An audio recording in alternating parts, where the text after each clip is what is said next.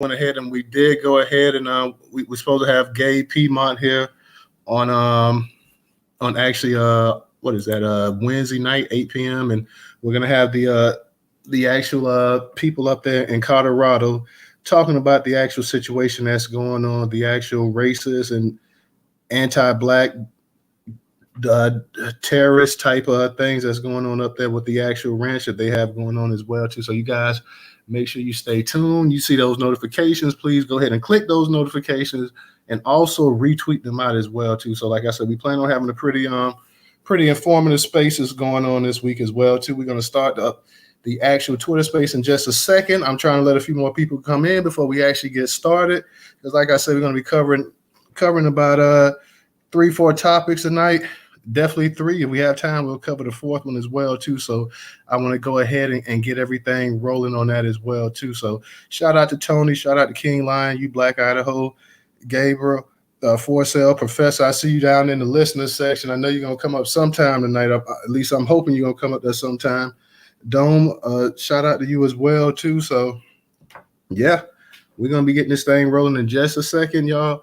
I'm trying to go ahead and just let a few more people roll up in here, but you know, I'm gonna start up in a second as well too. So shout out to Black Native as well too. I see you up in here, sister. That was your I think that was your what was that? Was that your birthday? Your birthday photo you had? You were looking really nice on that. So I have to go ahead and give you your due on that. You was looking real nice on that. So just shout out to you on that as well too. Professor, I just went ahead and how you doing tonight, Professor? Hey, I'm doing good, brother, man, and I've been praying for you, man, hoping that everything's okay on your end, and so just letting you know that I'm thinking about you and your family. Yes, sir. We put mom to final rest. Her internment was Thursday, so like I told you, I wasn't gonna be doing the space Thursday night, so we went ahead and we put the old girl to her final resting place at the National Cemetery here in Tallahassee. So everything is everything, man, and we're gonna go on and move on because I know I can hear her voice. She be saying, okay, now it's time to go ahead and move on with y'all lives. Now you got to go ahead and do something. Now you can't do nothing else with me. So go ahead and get back, resume to your life. I can hear that voice from her. So that's what we're going to do. We're going to go ahead and we're going to push it forward. And we're going to be pushing it forward with some good content tonight as well, too. So I'm hoping that all the people, our usuals come and roll in because we got some stuff we need to go ahead and chime up on real quick. Black Native, how you doing? Hey, Newstoter. I want to give you my condolences again. And what's up, Professor? Peace to the room. What's up, that Black Native?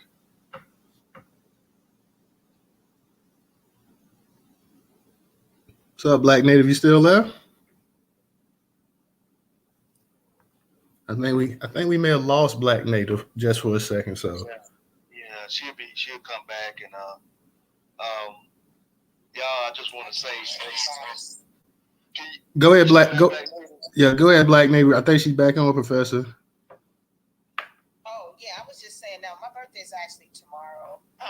Aquarius rocks. That was a picture that I had just dropped. It was like drop a pig. I was like, okay, I'm gonna drop a pig, but I appreciate the compliment. Thank you so much. And Professor is an Aquarius as well. That's why we get along so well because we both understand each other on Aquarius level. I'm Aquarius also. My birthday's this Saturday, so I'm Aquarius as well. So what is it, the 30th? The 28th. Oh, okay. So we got 3 Aquarius, so that's why we all get along. See? That's what it is, Newstoter. I knew it was something about you that was special. Not just because you hold the dopest spaces on Twitter, but it's your personality too. And I want to big you up. Well, I appreciate that, sister. I definitely do. DJ, I see you up in the spot as well, too, man. We're going to go ahead and we're going to touch up on it because what's going on, man? I want to go ahead and I may touch up on the Monterey Park shooting first and then hit the DeSantis up. So I'm going to go ahead. Anything you want to say before we go ahead and get started? No, go ahead and get started. Go ahead. All right, y'all. I didn't actually print. Yeah, and I'm going to go ahead, y'all. And all the articles was curated on Newstoter.com as well, too. So when I get a chance, I'm going to put those articles up there in the Jumbotron as well, too. So y'all can go ahead and retweet that out. But, yeah, let me go ahead and cover I want to cover the Monterey Park shooting. then we got to cover Ron DeSantis as well, too, y'all. So give me 1 second. I didn't print it out, but I'm going to go and just read the whole articles from the actual sites. You know, we curated, but we only curate the actual excerpts of this, the actual content while driving you to the actual sites as well, too. So let me go ahead and find that actual article from this is from CNN. It says at least 10 dead in mass shooting in Monterey Park, California. Okay, this was updated tonight. It says what we know so far, at least 10 people are dead and another 10 hospitalized after a mass shooting in Monterey Park, California, Saturday night, according to Los Angeles County Sheriff's Department. The gunman escaped. Of course, we know what's going to happen later on with that, but the shooting happened at a dance studio near Lunar New Year festival celebration. Shortly after the attack, a group of people disarmed the gunman who showed up at a studio. Officials are investigating whether the two incidents are linked.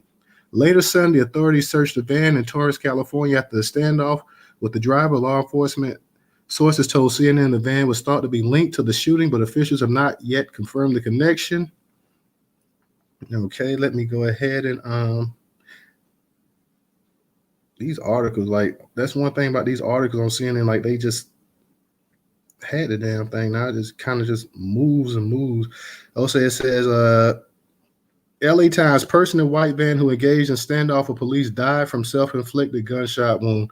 The Los Angeles Times is reporting that the driver of the white van, believed to be tied to the Monterey Park ballroom shooting, is dead. Multiple law enforcement sources told the Times that the driver died of a self-inflicted gunshot wound, and at least 2 bullet holes had been visible in the driver's side window in the moments prior to their approaching the vehicle. CNN crews on the scene at Torrance have yet to see the driver removed from the van since SWAT teams made entry.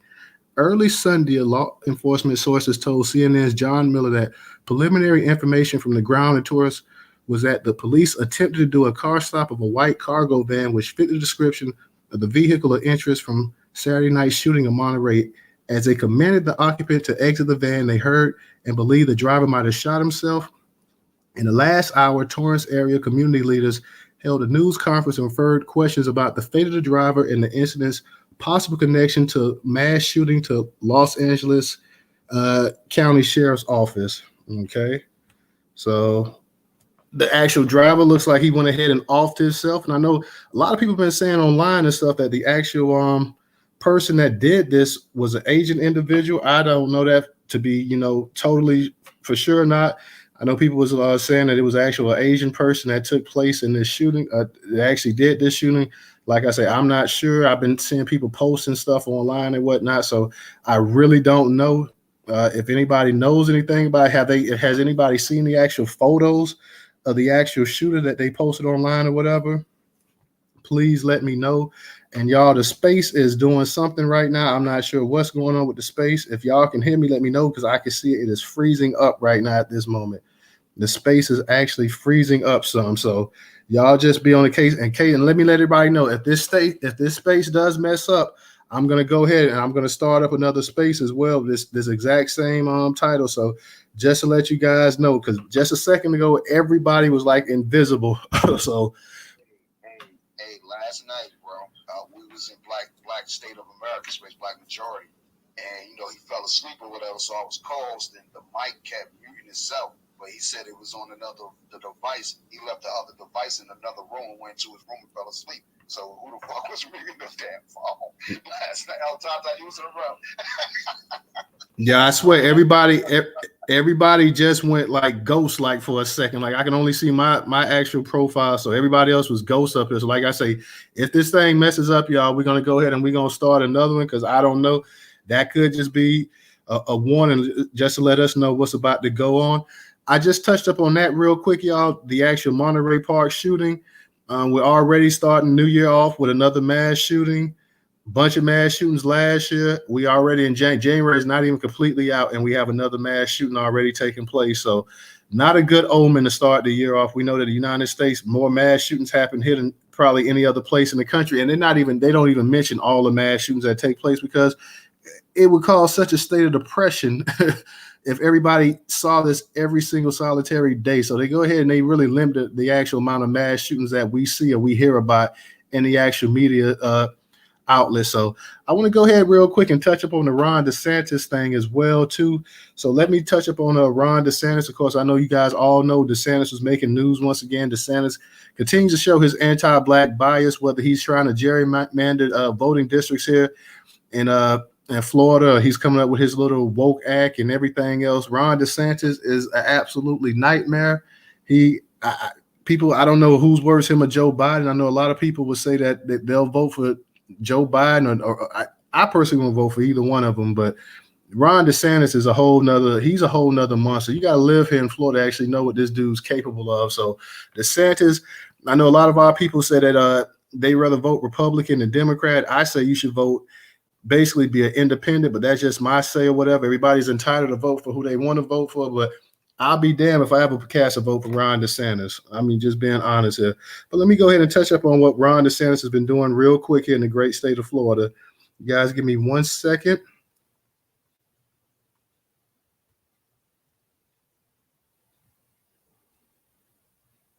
Okay, this is from CNN. Also, it's titled, like I said, I'm going to put these up in the actual Jumbotron, put the actual articles from Newstoter on the Jumbotron. It says, Florida gives its reason for rejecting proposed AP African American Studies course. And of course, we know it was Ron DeSantis who once again came up with all of this.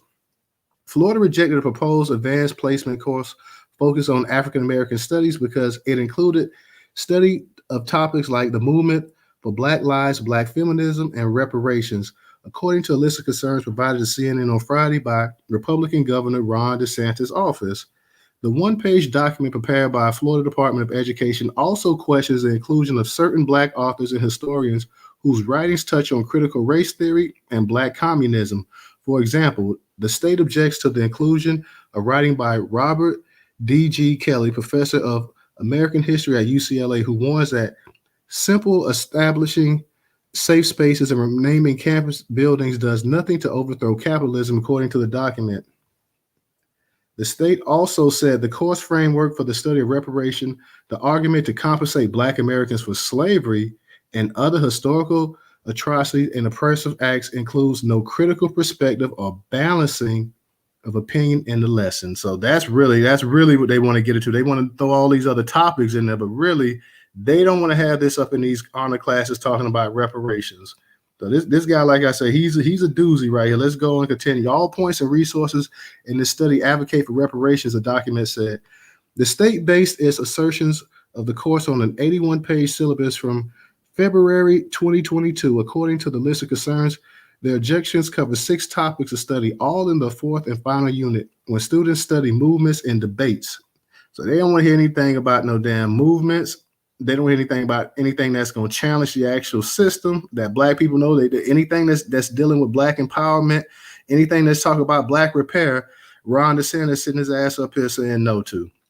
A previous draft version of the concerns sent to CNN by DeSantis' office included an objection to the study of the Black Power movement and the Black Panther Party. The draft version asserted the Black Panther Party was based on ideology of Marxism.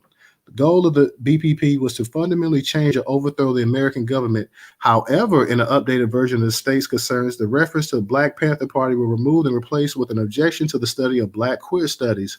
The Department of Education on January 12th informed the College Board, the organization that oversees the advanced placement program, that the course violated state law and rejected its inclusion in Florida schools. The course, which is the first of its kind, was first introduced in the fall as a pilot in about 60 schools and will be offered nationwide starting in 2024-2025 school year. It was developed over the last decade and is intended to be a multidisciplinary study of the African American diaspora that includes literature, the arts, science, politics, and geography. The College Board declined in previous statement to CNN to directly address the decision in Florida, but said, "We look forward to bringing this rich and inspiring exploration of African American history and culture to students across the country." DeSantis' office said the state would reconsider the decision if the course is changed to comply with Florida law. Under DeSantis, whose standing among conservatives has soared nationwide following his public stances on hot-button culture issues, and who is said to be winning a potential 24 presidential bid, the state has banned the teaching of critical race theory. Last year, it moved to prohibit instruction that suggests anyone is privileged or oppressed based on their race or their skin color. And that's what it appeals. That's what it's all about right here. Ron DeSantis, and I've said it in previous spaces that Ron DeSantis is a maniac. Ron DeSantis is sitting up here telling people and telling these kids and stuff like that nobody has had it. Everybody pretty much is at the same starting point in life. That there are no hurdles basically in America. That basically it's that same stuff we hear all the time, that you just come over here, work hard, and pull yourself up by your own bootstraps. Now we're going to simply go up here and change history to go ahead and fit the Republican narrative that Ron DeSantis wants to get as many rednecks on board to help put him in the White House. He wants to be what Donald Trump was, but actually a smoother version to go ahead and land him up in the White House. He's sitting up here talking about that nobody's been oppressed because of skin color, and also that he's telling these other white kids that, no, you don't have anything called white privilege.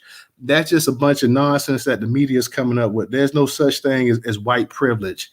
So this is what Ron DeSantis, like I said, he went ahead, he gerrymandered a lot of these districts up here. And Florida's already a red state.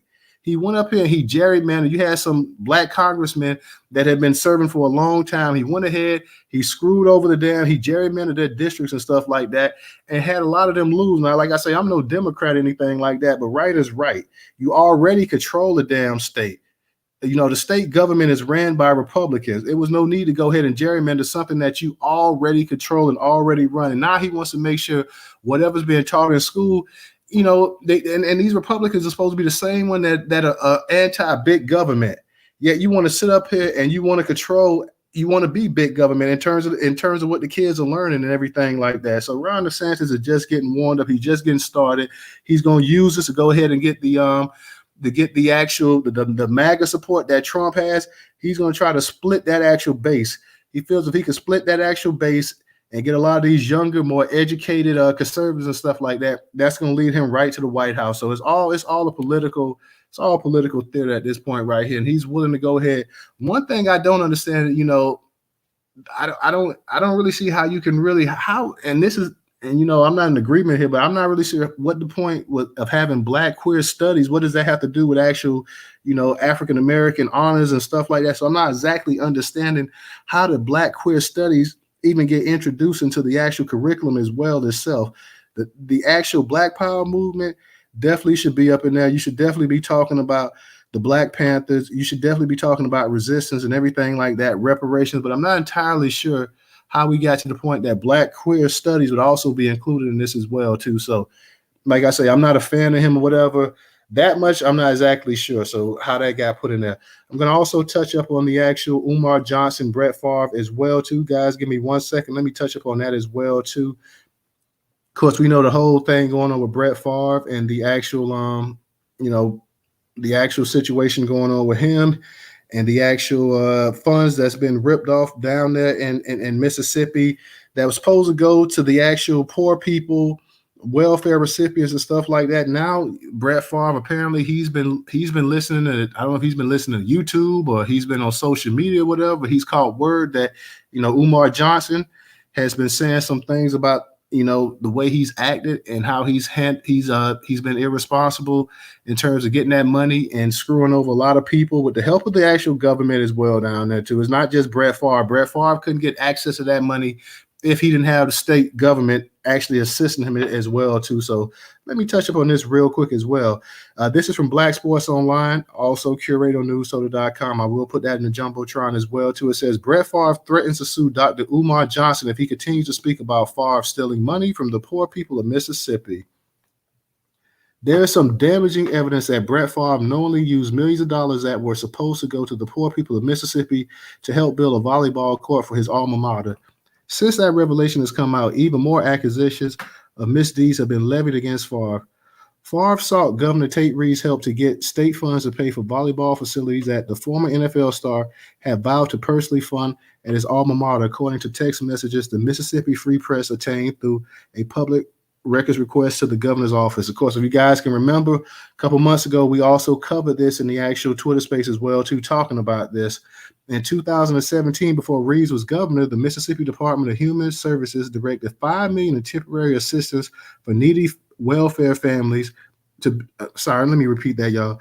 In 2017, before Reeves was governor, the Mississippi Department of Human Services directed $5 million in temporary assistance for needy families, welfare funds to build a volleyball facility at the University of Southern Mississippi, Favre's alma mater. His daughter was starting her volleyball career at USM that year. But even after getting help from MDHS officials, the celebrity athlete still owed the university at least $1.6 million for the project upon its completion in January 2020. On January 26, 2020, Favre sent a text to former Governor Phil Bryant, who had just left the job weeks earlier, asking if he could think of anyone or any other way of getting funding for the remainder of the volleyball. Bryant revealed those text messages in September court filings as part of a civil case over misspent TANF funds. In the messages, Bryant told Favre that the state auditor was still conducting an investigation into spending at the Department of Human Services and that he may need to visit Lieutenant Governor Delbert, Holtzman, and Reeves, then the new governor, to seek funding from the legislature. I just sent Tate a message, Favre told him. The text messages that Governor Reeves' office sent in response to the publication's public record request for text between him and Favre, however, do not include any text on January 26, 2020. The first one in the batch of documents is dated January 27, 2020 at 11:49 a.m. The Mississippi Free Press asked the governor's office about discrepancy on Wednesday, but has not received a response. Hey, bud, we set to talk at 2, Todd said. Favre wrote to Reeves in the first January 27 text. It is not clear who Todd is. Reeves replied with a thumbs up emoji at 2:01 p.m. Favre asked Reeves if he was free to talk. Yes, sir, Reeves replied. Another text from Favre to Reeves later that afternoon makes it clear that the two discussed the volleyball facility during their phone call. I'm unaware how Favre discovered that Dr. Umar had been speaking about him. Still, he had his lawyer send a letter to Dr. Umar telling him not to destroy evidence of him speaking on Favre because they are considering suing him. I assume this is for defamation of character. It would be a hard case to prove considering Favre's character is already trash. So, yeah, I mean, Favre must gonna also include thousands of other people in that lawsuit as well too, because Umar ain't the only one that's going in on him about the actual misuse of funds. So if he's going to include Umar, he's going to have to include tens of thousands of other people as well too, because a bunch of people have been going in on Brett Favre and the misuse of funds. But like I say, Brett Favre can't do this all by himself. He had a lot of help from the actual state government, from lieutenant governors, and everybody else, people that's head of these actual departments. In Mississippi, the poorest state in America, he's getting money. Brett Favre, I'm sure, is worth at least $100 million. So Brett Favre could have took the money out of his pocket and actually paid for this facility. But he decided not to. He didn't want to spend his own money. And mind you, this is also for his daughter as well, too. His daughter was starting her volleyball career there as well, too. So Brett Favre decided not to use his own funds to help his alma mater like so many other people do. Bill Cosby, as we all know, used to take his own money and go ahead, and he used to give it to all kind of HBCUs. Temple University as well, too. People forget that. It wasn't just HBCUs, but Bill Cosby has donated millions of dollars out his own pocket. He didn't need help from the government or whatever state he was in, local officials, state officials. He took his own money. He went ahead and he donated.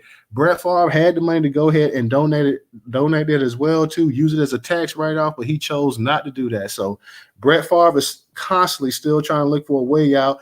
And believe you me, when I say Brett Favre is a hero and a legend, he may be the biggest. If not, he's one of the biggest sports stars to ever come out of Mississippi, him and Walter Payton, Jerry Rice, but nothing's going to happen to Brett Favre. I'd be outside of him having to pay some kind of fine or something like that. Brett Favre, everybody was saying months ago that he should be going to jail and this and that. Brett Favre's not going to see one day in jail. All Brett Favre's going to have to do is write a check and issue an apology, and that's going to be the end of it. Brett Favre is not going to have to pay one iota, one red cent for all of this that's going on. Major mistake that you got people in Mississippi, $5 million that's supposed to be going to people that needs it for welfare, and they're sitting up here talking about building a facility, a volleyball facility at the University of Southern Mississippi, his alma mater. And like I said, he's having help from people in state government, from governors, lieutenant governors, directors, and everybody else, administrators, part of this actual department here as well too. So another way that you see a wealthy white man go ahead and escape justice. Brett Favre is going to use his connections. He's already, and Dr. Umar, love him or hate him or whatever, Dr. Umar was right in his criticism of him. I know a lot of our people, they can't stand Umar because they feel that Umar kind of is back and forth on the reparation thing. But on this topic right here, Dr. Umar is right. He's a pretty intelligent man as well, too. So them sending him a letter talking about suing him for defamation, I don't think that's going to scare Umar Johnson in the least bit. So go ahead and send your letter, like I say, but you might as well go ahead and get thousands of those letters made up as well, too, because everybody, every major outlet has at least said something about this. Now, some of them said it more than others, but he would have to sue a whole lot of people if he's sitting up here talking about defamation of character. And it ain't defamation of character, man, when we can sit up here and actually prove that, you know, you actually got the funds from the actual school to go ahead and do this as well, too. So also, for any of my people that's in the space, if any of you guys want to go ahead and touch upon any of the topics tonight, please go ahead and let me know. Like I say, we also, for you guys in the space, tomorrow we will be holding a special space on the actual ranches up there in Colorado that are under domestic terrorist attacks, racist attacks as well too. We also, that's Monday, 8 p.m. Eastern Standard Time, our regular Twitter space time. Also Wednesday, we're going to have a special space. We're going to have a question and answer. We're going to have Gabe Piedmont that's running for alderman in Chicago. He's going to be here as well too. So guys, if you have any questions that night, we're going to be doing a question and answer, but we're going to probably take some questions from our actual people too. So in the comment section, leave your questions and we will go ahead and we will ask him the questions as well too. That space, I'm not sure how long it's going to run because it's going to be a Q&A, but definitely that night, y'all, please make sure y'all come through. We know with the Gabe Piedmont, it's been a lot of stuff going back and forth on Twitter. I don't live in Chicago. I have no dog in the fight. We're just going to hold that space, and we're going to let our people that want to come to it and ask, or we're going to, if they want to ask questions, they're going to have to leave it in the comment section as well, too. So, Professor, I see you got your hand up. Go ahead, unmute your mic. Professor, also, real quick, before I get to you, I couldn't fit it all in the Jumbotron. So let me go ahead. I couldn't fit it all in the title. Let me go ahead. I want to cover one more story tonight before I go ahead and kick it to you. And this is about Tony Dungy. For you guys who don't know, Tony Dungy is a former NFL player and head coach. He is, I believe Tony Dungy is the only black man to ever win a Super Bowl as a coach of the Indianapolis Colts. He's a Christian type man, so he stands by Christian faith.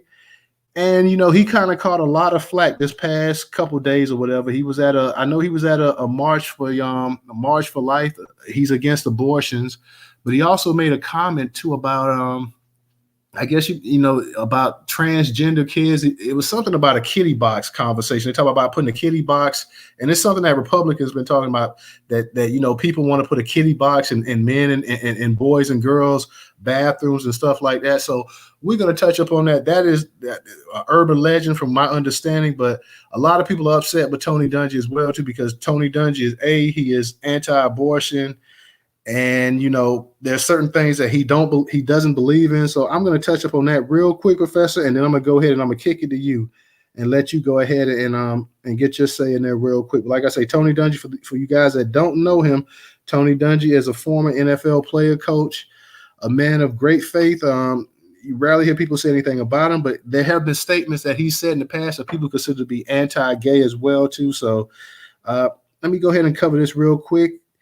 It's from Black Sports Online. Also says Tony Dungy in hot water for spreading kitty litter myth and using Damar Hamlin for anti-abortion stance. Twitter is going crazy over former NFL coach Tony Dungy's kitty litter myth. There have been massive reactions to Coach Tony Dungy's tweet. Oh, sorry about that. Twitter is going crazy over former NFL coach Tony Dungy's kitty litter myth. There have been massive reactions to Coach Tony Dungy's tweet about the kitty litter myth. What do you think? According to HP, former NFL coach Tony Dungy on Wednesday regurgitated a debunked far-right complaint that schools are using litter boxes for students who identify as cats, and he took to clawing on social media. Dungy, now a football analyst for NBC, responded to Daily Wire tweet about a Minnesota state representative. The lawmaker had urged that a proposal to place menstrual products in school bathrooms should cover all student bathrooms, including boys or gender-neutral facilities. Why in the hell would boys need menstrual products in the bathroom with them? I mean, why would any boys need any kind of feminine products in their bathrooms? Nonetheless, let me go ahead and continue reading it. That's nothing. The former Indianapolis coach tweeted, some school districts are putting litter boxes in the school bathrooms for students who identify as cats. Very important to address every student's need. Dungy, a pro football Hall of Famer, won Super Bowls as a player and coach, but lost respect to some fans for spreading the kitty myth, which keeps getting recirculated by conservative politicians and others. The urban legend has been powered by politically conservative types who oppose LGBTQ rights and gender nonconformity. The Indianapolis Star noted the candor may have started after some Colorado schools requested kitty litter to be placed in buckets for students in case of classroom lockdowns due to threats. Dungy, who has been accused of anti-gay remarks and activities, got the fur to fly this time with the sandbox propaganda. Dungy had a busy week because he also used Damar Hamlin's name to speak on why women shouldn't be allowed to get abortions. Tony Dungy, a two-time Super Bowl champion Hall of Fame coach, spoke at the 50th annual March for Life in Washington, D.C. on Friday, using society's reaction to Damar Hamlin's cardiac arrest of why every life is important to God and in God's eyes. Dungy announced Thursday that he and his wife, Lauren, would be appearing in the nation's capital for the March for Life for the first time to support those unborn babies who don't have a voice. Now, the whole kitty litter thing is nonsense. I would say that much. That's nonsense. But it seems like people are really upset because, you know, by saying this kitty litter thing and stuff like that, you got politicians up here talking about putting female of menstrual products in boys' bathrooms, which is nonsense. And also Dungy is sitting up here. I don't know how he made the connection also with Damar Hamlin and abortion or whatever, but he's anti-abortion. And if he and being a strong Christian person that he is, I'm pretty sure he's also against a lot of gay rights as well too. So that is drawing the ire of a lot of people as well too. A lot of people don't like Tony Dungy either because they consider him a hypocrite. They consider him just another Christian and whatnot, talking or whatever. I have no personal, people can believe whatever they want to believe in terms of religion. I don't have an issue with that, whether you're Christian, Muslim, whatever. But it seems to me because he was at the actual March for Life as well too, and he's talking about this kitty, and by using the kitty box thing, people pretty much know what he's trying to imply also as well too, that hey, you shouldn't be putting this shit up here in boys' bathrooms. So that's what it really also gets down to as well too. So on that note, I'm gonna kick it to you, Professor. Before I kick it to you, I have to give a shout out to my girl, Miss Michelle. Thank you, Michelle, for your contribution on Cash App. It's definitely greatly appreciated. Professor, quite a bit to unwind tonight, unpack. I know I talked about Ron DeSantis. I'm here in Florida. Ron DeSantis is a Peckerwood. I talked about Umar Johnson and Brett Favre. Brett Favre can sit up here and make up as many threats or whatever he's going to do to Umar. Like I said, you're not dealing with just some dude off the street, whether you like Umar or not. Umar is an intelligent individual. He's not going to be scared. And like I said, if you're going to sue Umar Johnson, you're going to have to sue thousands of other people as well, too. We got the thing about the another unfortunate mass shooting here in America at Monterey Park in California. The suspect, he ends up taking his life. He shot 10 people and killed them, 10 wounded or whatever. Another unfortunate incident to start the year off already. Already we started the year off with a mass shooting as well, too. And, of course, Hall of Fame coach Tony Dungy, the only black man to ever win a Super Bowl with the Indianapolis Colts.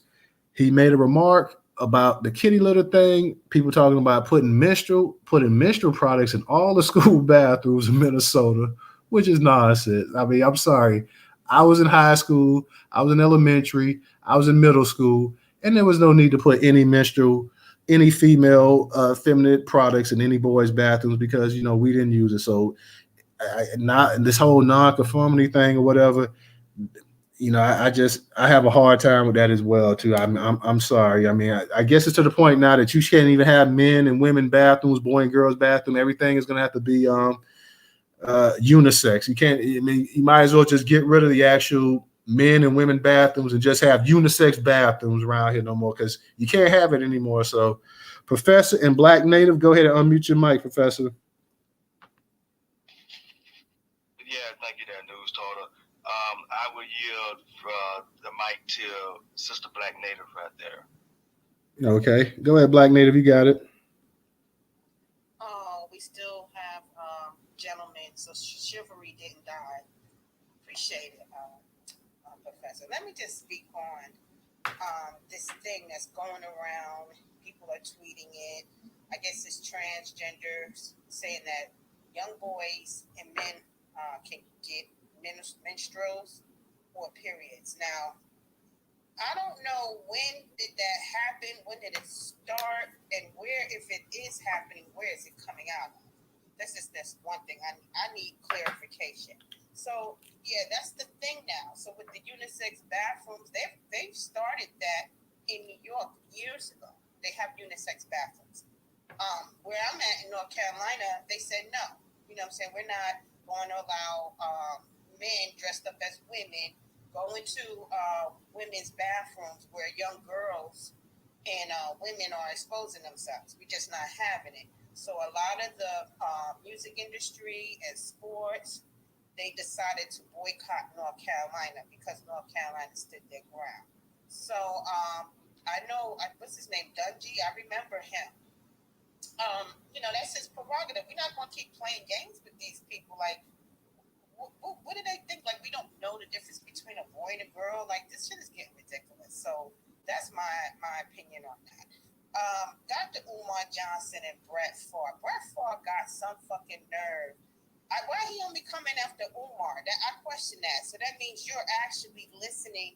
I guess he saw the interview on the Breakfast Club, which means that he listens to black people, like he's in the background listening to what we have to say, because he know that a lot of that money would go to poor black families in Mississippi. But Umar wasn't the only one that spoke on that. So why is he only going after Umar Johnson? And like you said, Umar Johnson is not no run of the mill just fly guy. He's very educated. He'll know how to handle Brett Favre. What Brett Favre needs to do is either pay back that money. What was it, like $5 to $8 million that he stole to build a volleyball for his daughter's college that was actually for the poor people in this. He needs to either pay that money back, or he needs to go to jail for welfare fraud. That's what he needs. That's what needs to happen. And I don't know why that hasn't happened yet, because he hasn't yet to pay the money back. So he needs to shut the fuck up. With the DeSantis, we have to either we're going to sit back and allow this person to just try to erase certain historical facts that happened in American history, or we're going to stand up and say, stop trying to erase our culture and erase our history. And it's just black people. Why is it always just black people that they seem to focus on when they're trying to come up? We're the stepping stool of everybody when they're trying to come up. So we have the people in Florida, you're out there, and maybe the other students out there need to protest. No, we're going to keep all that information in the school system because we need to understand what was going on to our people in this country. So we're not going to keep trying to erase our fucking history from us. So, yeah, and if he runs for president, yeah, he's going to be another... he's going to be, I would believe, Trump 2.0. He's going to be the upgraded, more Terminator-like Trump. It reminds me of, what was the mayor? Giuliani. He has that persona of Mayor Giuliani when he was the mayor of New York. That's the vibes I get from off of him. DeSantis, he's using that name. He's still a white Hispanic. So, yeah, we can't say, well, he's a minority. We're not going to play that game. And pretty much, and the shooter. Now, I was in black majority states. I was in his space yesterday, and I left the space around maybe 1:30 or something like that, maybe 1:45 in the morning. And I was kind of falling asleep, but I saw on YouTube actually when it was going down. And I noticed that some of the people that were on the stretchers that he didn't kill looked like they were either Hispanic or Asian. I was still kind of sleepy with it. And then our professor wound up tweeting it out that the suspect was an Asian. So I tweeted, I thought it was black people that were out here harming Asians. It's your old people, and it's white people that are toe tagging you. So you need to keep our name out your mouth. This is how I feel. Like, stop putting black people in your mouth when you want to either try to get some money from the government, when you're trying to stop, either you're trying to stop our progress and stop our history, or you want to use like Brett Favre, Umar Johnson. Like, out of all the people, you had the people from ESPN speaking on this. You had Shannon Sharp and Skip and Disputed speaking on this. Come on now, why you pick Umar Johnson? So yeah, we got to shut a whole bunch of shit down. We got to fight, going a long fight ahead of us in 2023 and 2024. And I'll land. Thank you for allowing me to speak. No, great job. You touched on every topic as well too, and you're right. He's looking at Umar Johnson. I think he just may have heard of Umar Johnson by name. He doesn't really know that Umar is not going to really like take that laying down as well too. So it's going to be interesting to hear Umar's reply to this as well too, because I know once he hear it, say what you want to about Umar.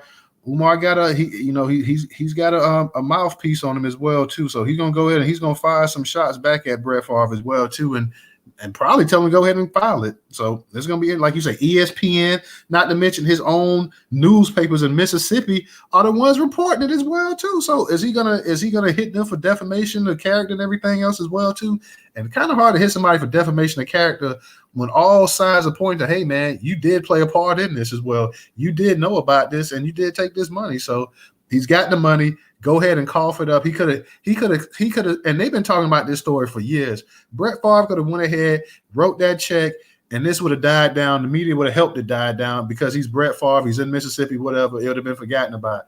But he's doubled down and he refused to do anything or whatever. So now it's escalated, and now you're looking for somebody that you consider weak to go ahead and pick on, but you may be picking on the right person right here. So we'll see how this all plays out as well too. And thank you, Black Native, again, and early happy birthday for you tomorrow as well too, sister. So let me go ahead and kick it to Professor. Professor, go ahead and unmute your mic. And real quick, Professor, let me give a shout out to DJ as well too.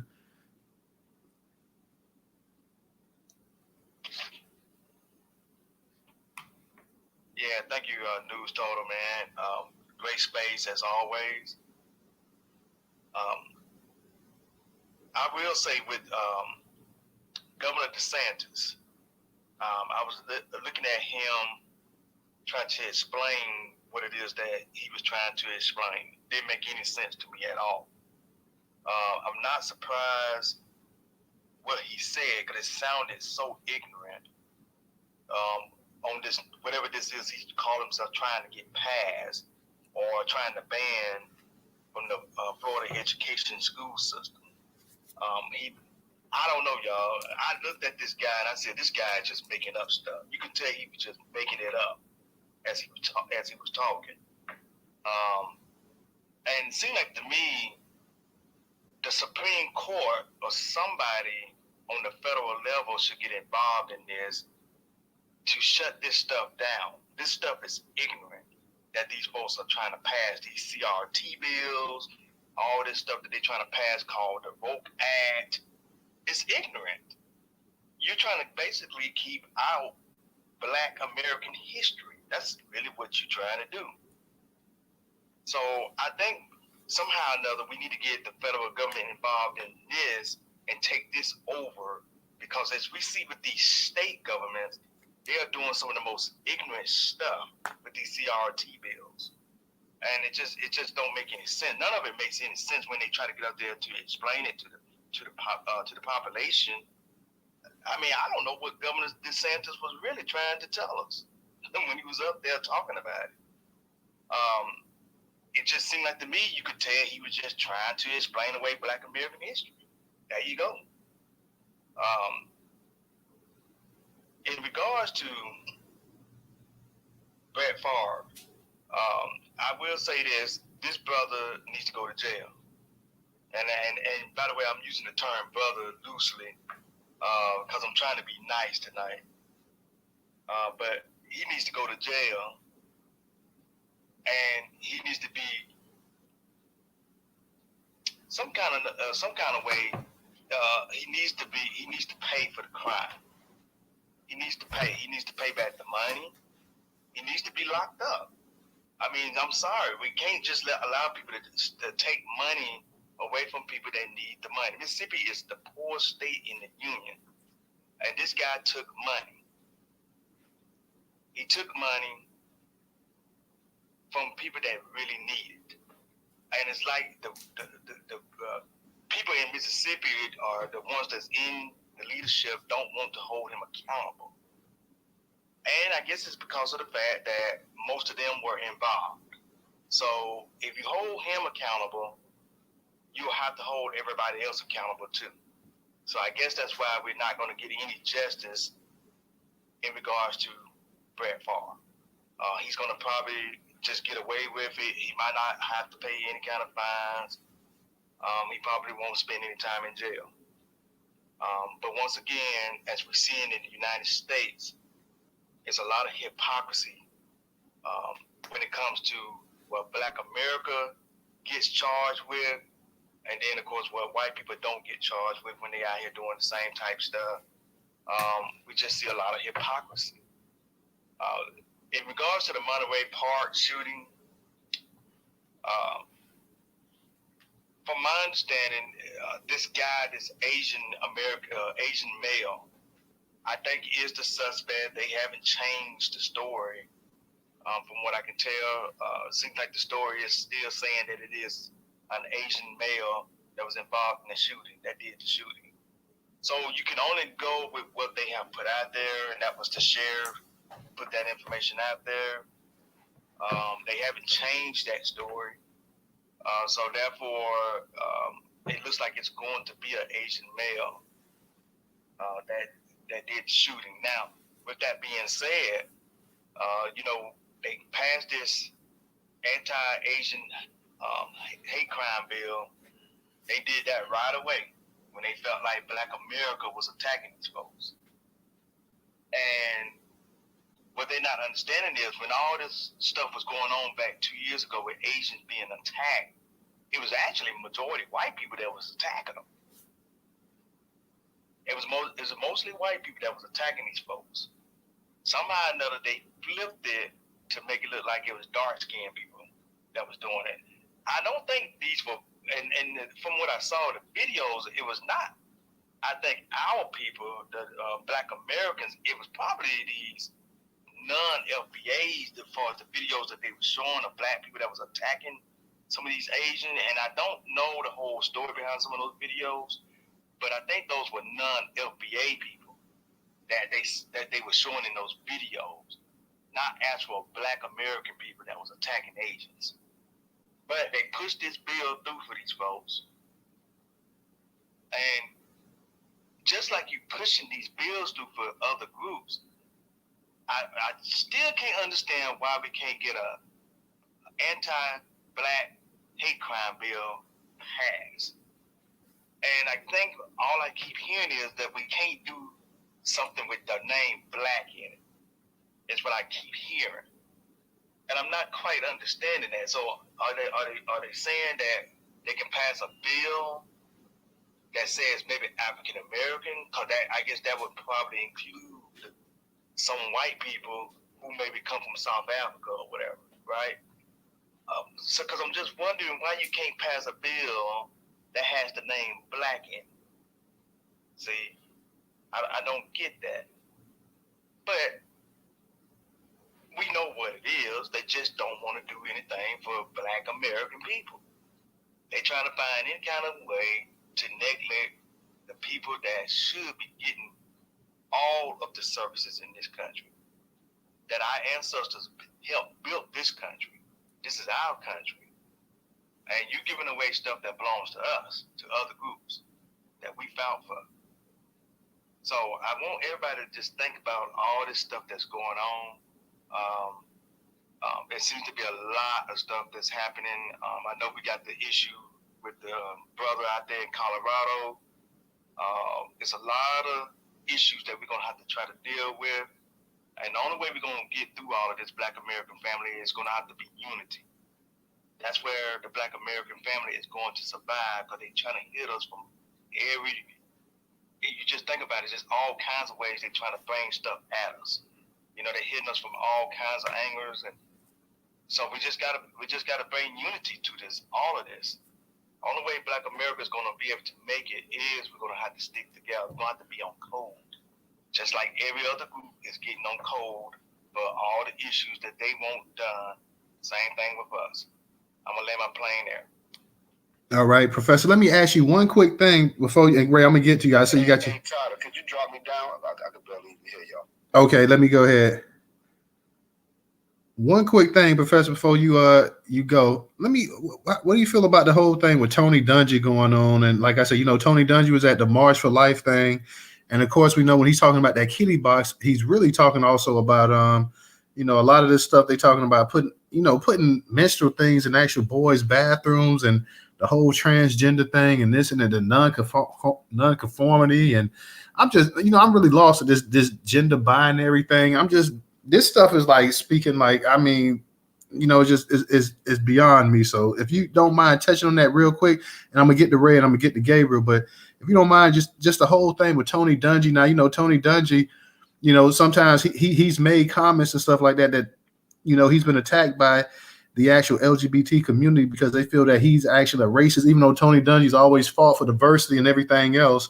But if you don't include, I guess if you're not including gay people in it as much as they feel like, then you're a bigot or whatever. So if you don't mind touching up on that, if you could just briefly, and then I'm gonna kick it to Ray now.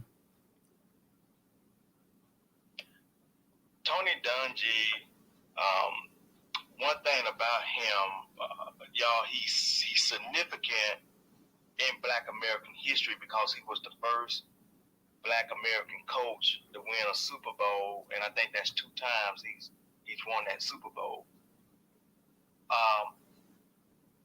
That's very impressive. He a man that I guess you could say Black American adore. I mean, because I actually adore Tony Dungy. I mean, I really do. I have very strong feelings about him. In other words, I think he's a very intelligent brother. I think he's done a lot to uplift our community. And he has a opinion in regards to this whole transgender issue. Some people don't like his opinion about it. I kind of have my opinions about it. I'm tired of seeing a lot of this stuff happening because it seems like it's being thrown into our faces quite a bit, y'all. I'm sorry, but if you're down with that stuff, that's on you. But for me, I'm tired of seeing it because it's like it's being thrown directly into our community, like it's being promoted in our community more so than anybody else. I hope that makes sense.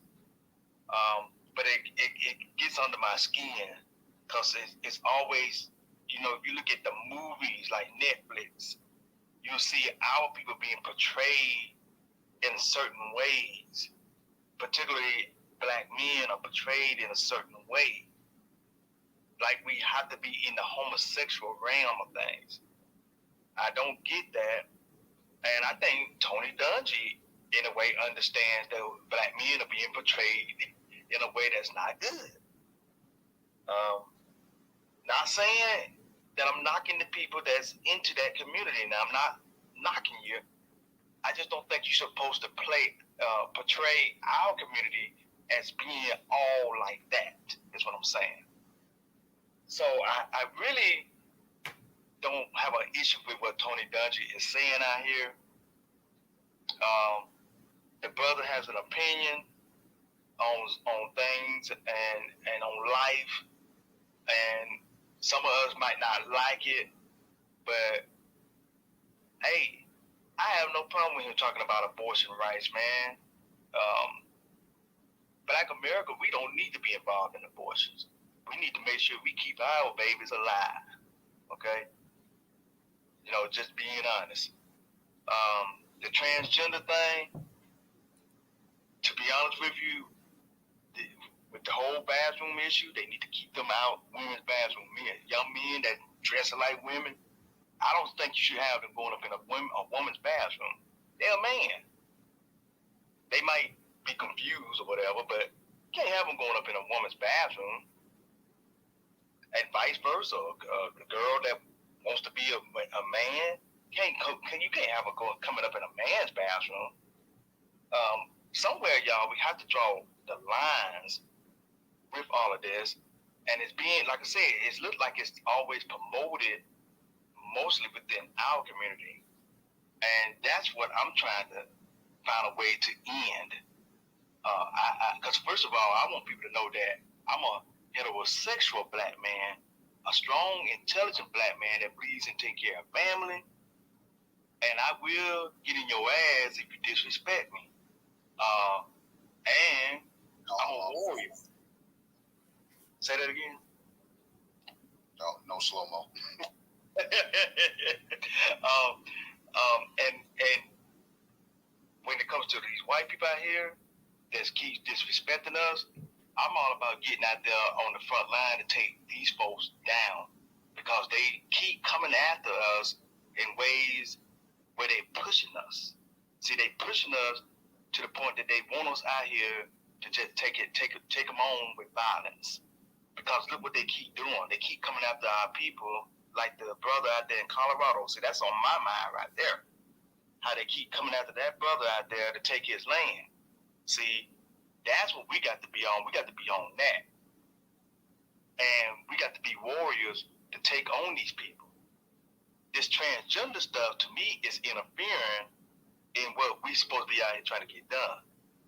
Now, if you want to play a woman, and I'm talking about you men that want to be women, then go over to the sideline and stay out of Black America's way. Stay out of our issues. Because we want men that want to be men on the front line and taking on these issues, right? If you're not down with that, then take your ass over there to that sideline. If you want to be a man that want to be a woman, move to the sideline, please. Because I think women want men that's going to be men on that goddamn front line at the end of the day. Newstoter, that's my opinion on Tony Dungy. I have nothing against that brother. That brother has an opinion. He's welcome to have it. And I like Tony Dungy. Yeah, I mean, I respect Tony Dungy. I like Tony Dungy. I always have. I always felt that he was a real caring individual and really cared about not only black people, but people in general as well, too. So, I don't have any issue with Tony Dungy. Let me read a couple, and I'm going to get to you, Ray. Let me read a couple comments on YouTube. My man, Nightfall said, meanwhile, a brother steals a sneaker bar because he hasn't eaten in 3 days and he's charged damn near with capital murder. He's talking about the whole Brett Favre situation. I had Brett Favre up here stealing millions or whatever, allegedly. And, nothing's happening to him. And I see Love My Folks said in San Francisco during the pandemic, 75% of the hate crimes involving Asians were committed by one Italian man who was caught. Asians in the Bay have not apologized. So I don't know if one person was able to steal all of that, did all of that, but that'd be pretty interesting if one person was responsible for all the anti-Asian crimes out there. So black folks are going to have to choose. Another comment real quick. Black folks are going to have to choose between weak anti-poverty programs offered by the Democrats or stopping the escalation of the LGBTM mobs and emphasize. So I love my folks. Black folks gonna have to make some decisions about one thing. Love My Folks. So yes, it was one Italian man. So that joker had to be pretty damn busy. That Love My Folks. If he was doing it all by himself. Real quick before I kick it to Ray, y'all, and the Jumbotron, check out and make sure you guys go ahead and subscribe to the newsletter as well as the actual YouTube channel. But you'll also see in there the actual Twitter Spaces for tomorrow. We'll have our Twitter Space with the brother from Colorado, as well as the one Wednesday night as well, too, with Gabe Piedmont. Y'all make sure y'all go ahead and come to both of these. Y'all go ahead and tweet them out as well, too.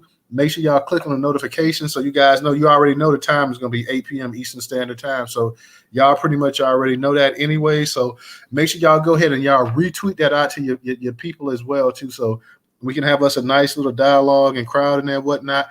I know the one tomorrow night, and I know they've had some long spaces on it. And, Empress, she contacted me about getting in touch with him and trying to go ahead and get the brother on here so they can give their side of the story, whatever. So, any way we can help to try to get the story out there as much as possible, we'll go ahead and we'll help. Definitely want to go ahead and get the brother as much attention as possible as well, too. So we'll definitely go ahead and do that. So y'all make sure y'all go ahead for the Twitter Spaces to tomorrow on Monday and Wednesday. Go ahead and retweet those out as well, too. Go ahead and retweet those out as well, too. And also, for those that can support us on Cash App, $Newstoter, $Newstoter. Newstoter is the largest Black-owned news curation platform today in America. If you don't have a Cash App, you can support us on Venmo or PayPal. That's also in the Jumbotron as well, too. So let me give a shout out because I see my nephew was up in here, too. my nephew John March, and that is not my nephew just by saying nephew. That's my actual blood nephew. So shout out to my nephew up in here. I guess he decided to come in and hang out with his uncle and listen to him for a little bit. So shout out to my nephew and the actual listeners that's in the actual space too. That is my sister's son. So that is my actual nephew. That ain't just how you see them. They see an older cat on the street, like, hey, uncle. No, that's my actual nephew. There. So shout out to him as well, to young, successful black man living his life, graduated from Morehouse University at the age of 20, graduated high school at the age of 16 in the financial sector. Definitely a young man doing his thing. So shout out to my nephew. Definitely a great influence as well too. So shout out to you, Jay. Let me go ahead and kick it to Ray. Ray, go ahead and unmute your mic. You're doing pretty good. Cool. Just want to make sure y'all can hear me. So Ron DeSantis, this ain't nothing new. You know, obviously back in the slavery days, they stopped our people from reading. Nowadays, they can't stop our people from reading, so they just say, well, we can't ban these Negroes from reading. We just ain't gonna teach them. So that's what that is. That's all. You know, that's how that goes. So I was looking about the concerns that he has within the African American Studies course. A couple of things he mentioned was intersectionality, Black queer studies, the movements for Black lives, Black feminism, Black studies, and Black study and Black struggle in the 21st century. And of course, the last one he left was reparations. Like always, now they're trying to rewrite history. You know, these aren't new tactics. It's just they have to be more slick about the way they're trying to go about doing it. So as far as Brett Favre, the thing is, the way he wanted to do this, obviously, you know, he wanted that stadium to get built, and then it was going to make it seem like, oh, he's his hero, and, you know, make it seem like, you know, he used his own money to go about doing this. Obviously, he got caught red-handed, and the media, you know, obviously really isn't talking about it that much. But, you know, everyone knows that he did this. Like, I watched a video on Professor Black Truth. If you don't follow that brother, you definitely need to. And he actually broke it down, explaining how this brother, how Brett Favre knew about this, got all the text messages, and he had this whole network of people that he was interacting with and stuff. So if y'all haven't seen that broadcast, I would definitely say please go back and watch that one. Monterey Park, obviously, you know how I feel about the Second Amendment. I say this all the time in the States, man. The government, they do not want us to have our Second Amendment right. So when these terrible situations do happen, the first thing they do is push for gun control, and that's what Biden's been doing. If you follow his Twitter at all, you'll see that anytime one of these incidents happens, they never waste the opportunity to push for more gun control. But family, please believe me when I tell you that the same government that enslaved us for all those years we were enslaved, they aren't taking away our rights to have guns because they want to help us. There's an old saying, I want to say it was by Ronald Reagan, the most dangerous 8 words in America is, hello, I'm from the government and I'm here to help. So trust and believe that, you know, they're not going to do anything to, you know, help us. Taking away our rights only empowers them at the end of the day. Obviously, it's a very sad situation. You know, those people, obviously, they can't come back. But, yeah, I'm going to land right there. Let some of the family go ahead and get their talking points in. Okay, Ray, appreciate that. Let's kick it. I'm sorry. One more thing. I wanted Black Native, she brought up a very good point. I'm sorry, I didn't mean to cut you off. But she mentioned, where is the line? And I agree. That's the thing. Even back in the day when we used to argue with TS, there is no line, man. Y'all need to get that, you know, in your head. You know, if you give 1 inch, they're going to take them out. That is just the truth of it. They don't see anything wrong with with boys being able to, you know, cut their penis off and girls getting double vasectomy. They don't see any problems with that. They're not going to stop. They're going to keep pushing. It's on us. It's on us to draw them out. And that's just the honest truth about it. I don't know if you heard this, and I know this is kind of off topic, but it kind of ties in with the LGBT thing, so I just wanted to mention it. They're actually pushing to get Aretha Franklin's music taken off Spotify. Yeah, I heard that about the Natural Woman song. Yeah, I heard that crap. Yeah, because obviously she had a song that was huge called Natural Woman that was written by a man and was composed by Carole King. You know, obviously they're saying the song Natural Woman opens up, trans people to violence, the same old talking points, man. But I definitely want to land on that, man, because I don't know, I think that is the line. That is the queen of soul. You ain't touching it. Hey, send me that article, right? Yeah, they talking about that now. We done redefine what a damn woman is. So like shout out to the true queen of soul. Rest in peace to Aretha Franklin. Yeah, so that's just the state of affairs in America nowadays. So now we can sit up here and a song and talk about changing it because now for the past 10 years or so we done redefine what actual woman is. Now you can't be anybody can be a woman. All you gotta say is I'm a woman and you're a woman. You're as much a woman as somebody that was born a woman. So that's how ridiculous things have gotten. Gabriel, go ahead and unmute your mic. Hey DJ, I put it in the jumbotron that's in the far left. For sure, dog. You got it, Gabriel. What's going on, Newstoter? Peace, power, and revolution, black people. First, I just wanted to touch on the DeSantis and also Brett Favre because this ties in with that as well. This shouldn't be a surprise to us, black people. This is that same old rehearsed script of white privilege. We just think back exactly 12 years back. My wife made a good point about Kelly Williams Bowler, who tried to send her son to a school by using her father's address, and she had to do 9 days in jail, also 80 hours of community service, and had to pay the money back by his taxes.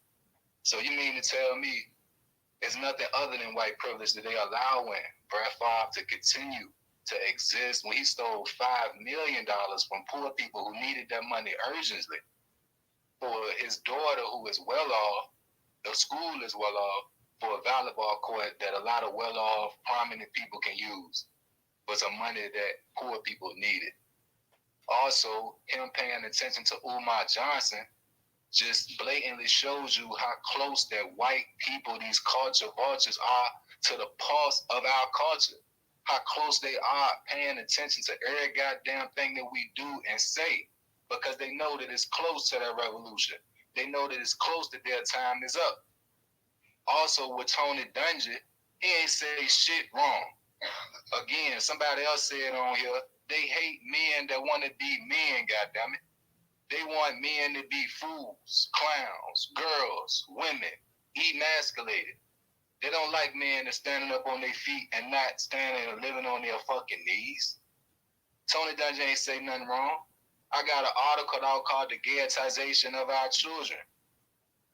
That's intentional. They trying to turn us away from what is right, forcing this shit down our throat. I read the article this morning about Aretha Franklin. They care more about homosexual feelings than they do about felons that can't get a job or an apartment to feed their family and keep a roof or a house over their head. And I'm gonna land my plane there.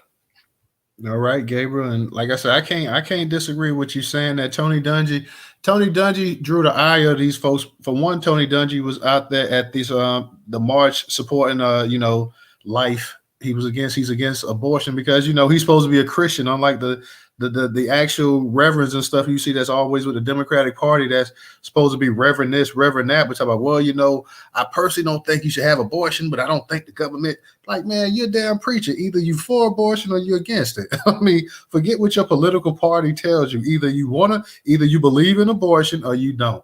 So somehow over the past 25 years, 30 years, black folks kind of went away. At one time, black folks was anti-abortion. Now, because it's part of the Democratic platform, we got to go ahead and sit up here and say, well, that's a personal issue, this and that. Man, you're a preacher. You're a reverend. You're supposed to be for life, okay? You're supposed to be for life. You're definitely not supposed to be for the killing of a baby, I would think. So I know that's so they own Tony Dungy for that right there. And they own Tony Dungy. Also, the kitty box little thing is just getting back to a bigger point. They said that's basically an urban legend, and that's a way of attacking this group or this or that, whatever. But it's basically trying to say that, hey, you shouldn't be putting it down. You shouldn't have feminine products in boys' bathrooms. Period. At the end of the story, I don't care who likes it. It's no reason for boys' bathrooms. We all of us grew up and stuff. There was no tampons. There was no feminine products in a boy's bathroom because we didn't need it. You know, we did not need feminine products in a boys' bathroom. So you can sit up here, and this is the issue that a lot of us have with the Democratic Party is that with black folks too, that you can't just sit up here and just be an individual. You have to go along with stuff that you know is nonsense. You know this is nonsense. We know it's nonsense. Yet you're gonna sit up here same way Ketanji Brown Jackson sitting up here saying that she can't tell you what a woman is when they asking for the definition. Instead of saying, hey, look, I'm a woman. That's what a woman is. But she couldn't do that. So shout out to Black Native. I see Black Native over there on YouTube as well. So shout out Black Native. But yeah, you can't sit up here and just say, hey, I'm a woman. And anybody that's born a female is a woman. So now we gotta go ahead and reinvent the wheel.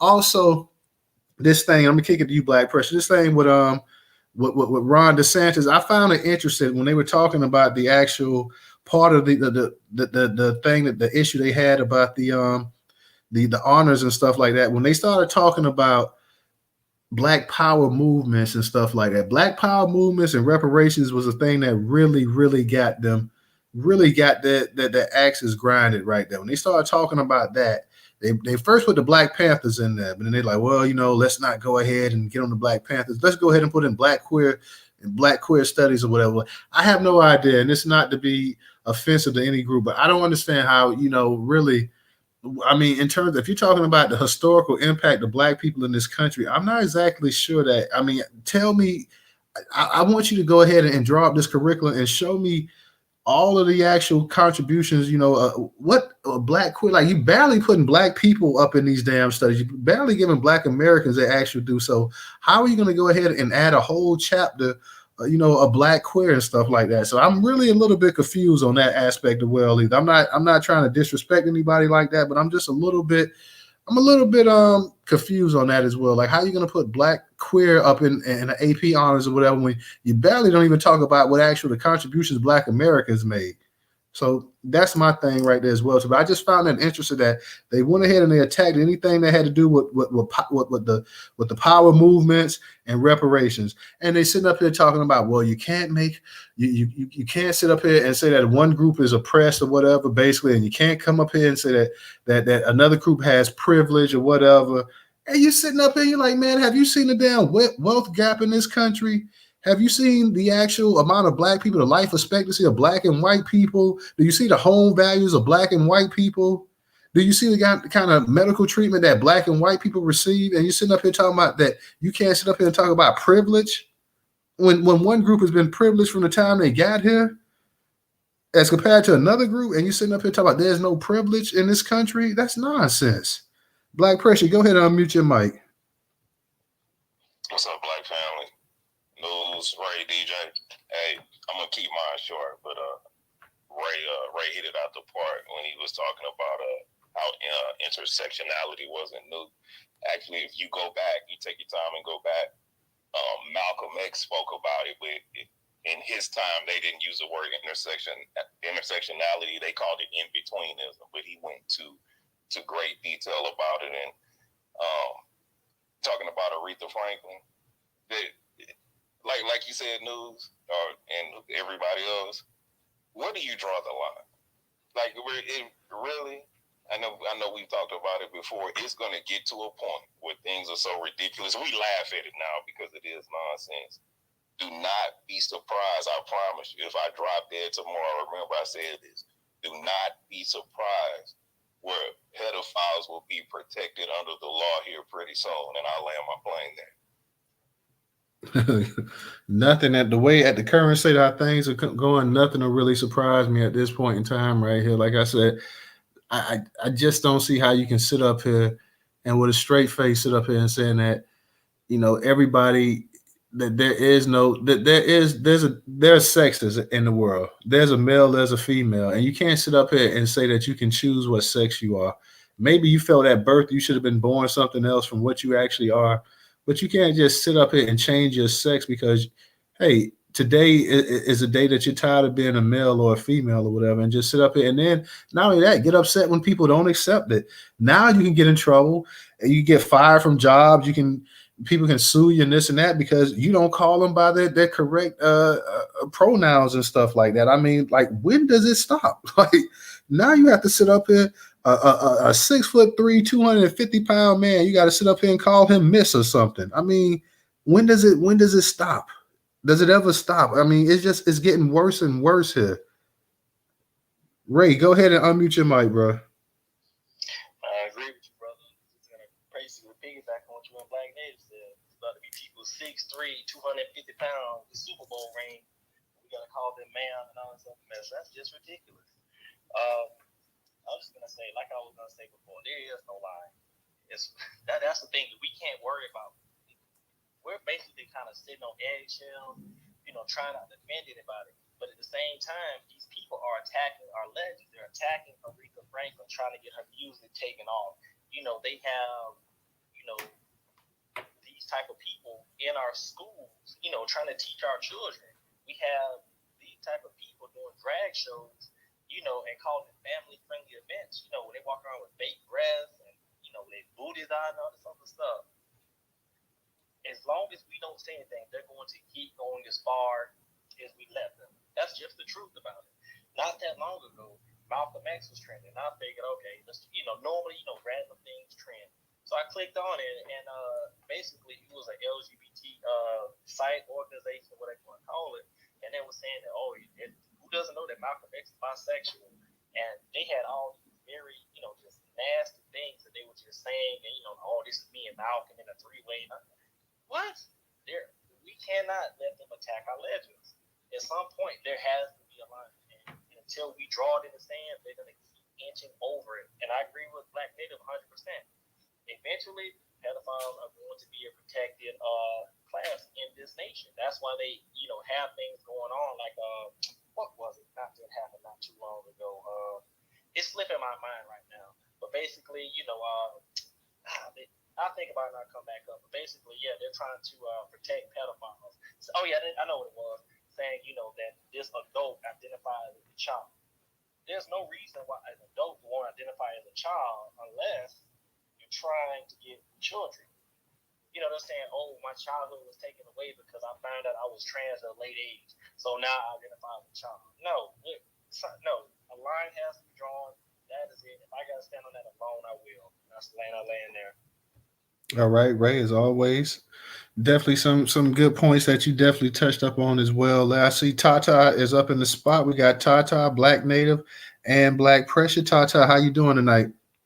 Hi, family. How are you? Good evening. I had to speak about DeSantis.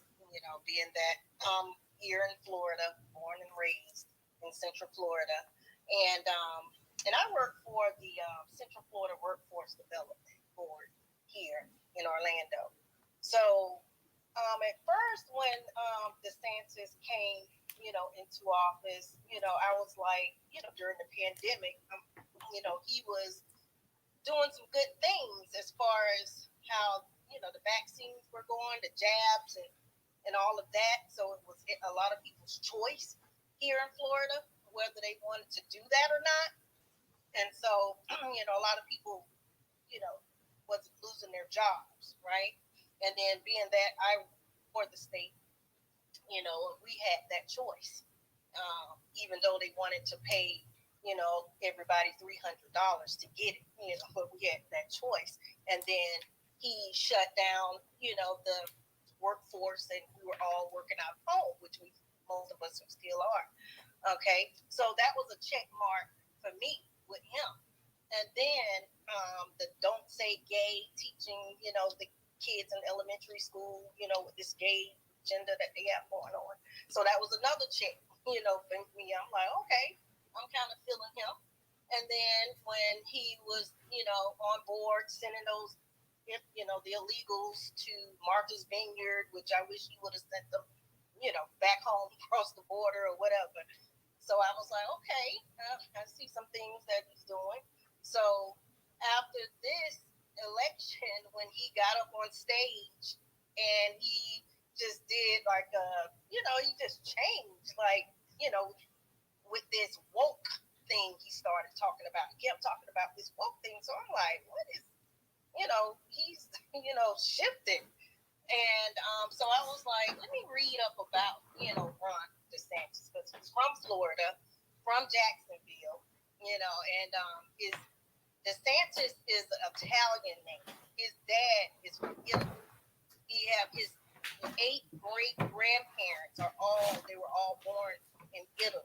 So that's what I read. His mom name is Karen Rogers, and his dad is a DeSantis out of Italy. So, and because I know a lot of people say he's Hispanic, which that is just as worse. These Italians don't like us. So I'm like, okay. So I start putting two and two together with that. I was like, okay, he's Italian, so he's just as worse. But I don't know if he's trying to get a reaction out of the black folks here in Florida, because he's clicked in with Sheriff Grady Judge. They're real close here in Polk County and the area where my family is.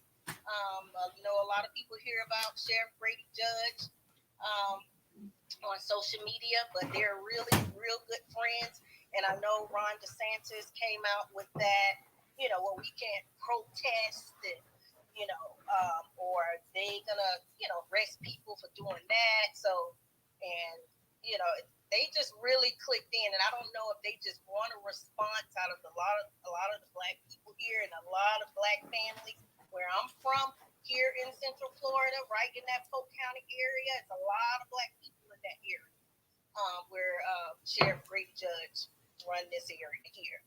So it's something going on, but he's just a no-go for me after this, and the post that he put up with MLK, Dr. Martin Luther King, and then he said what he said after that. So you're going to make a post on social media about MLK Day or whatever, and then you're going to go back to this banning Black history in schools.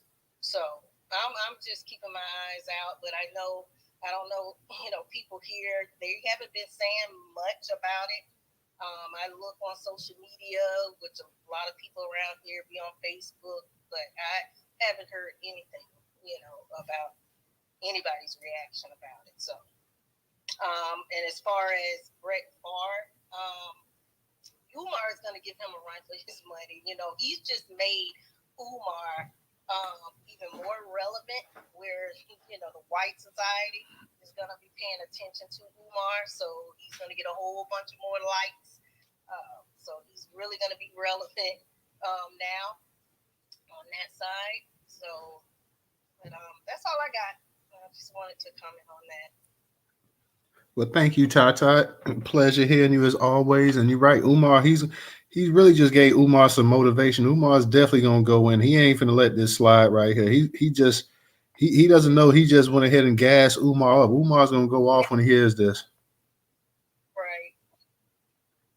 So definitely, thank you. We had Black Pressure. He was up here, but he must have went down. So let us kick it to Black Native, and then we're gonna get to you, Christine, and we're gonna get to you, Alexander. Go ahead, Black Native.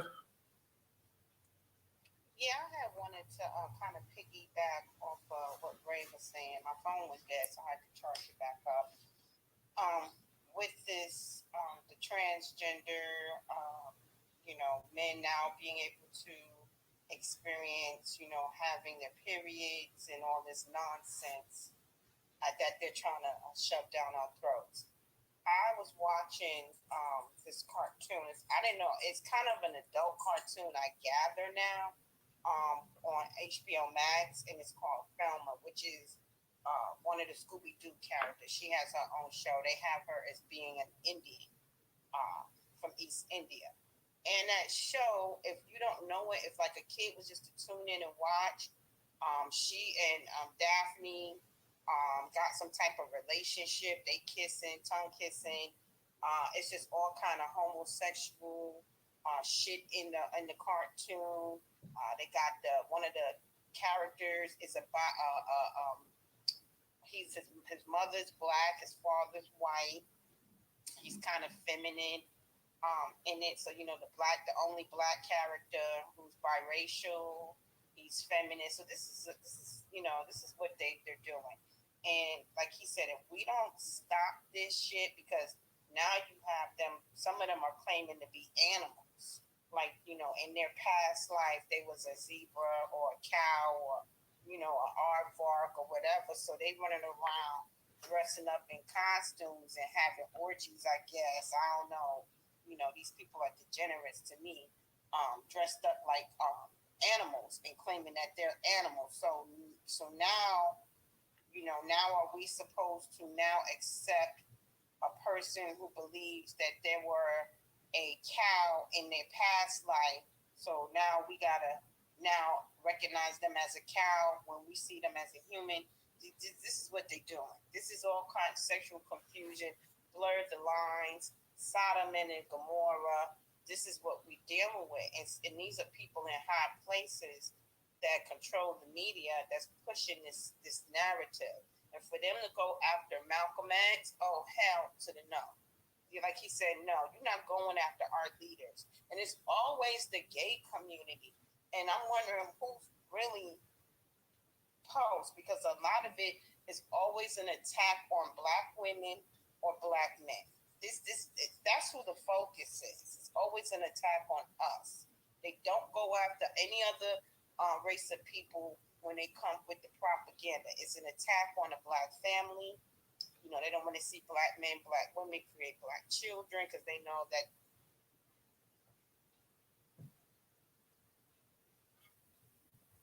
You there, Black Native?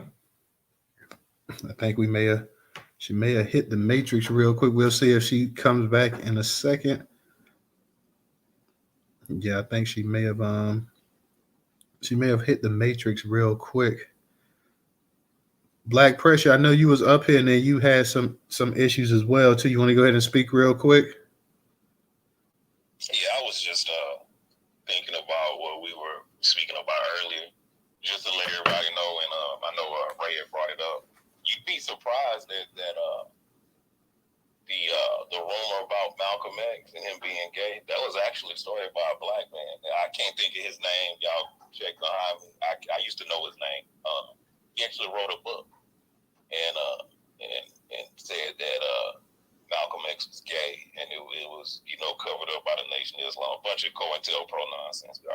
We know where that came from, but just to let y'all know it was a Black man that started that shit. But bringing it back to the transsexuals, I was thinking, bringing it back to practicality.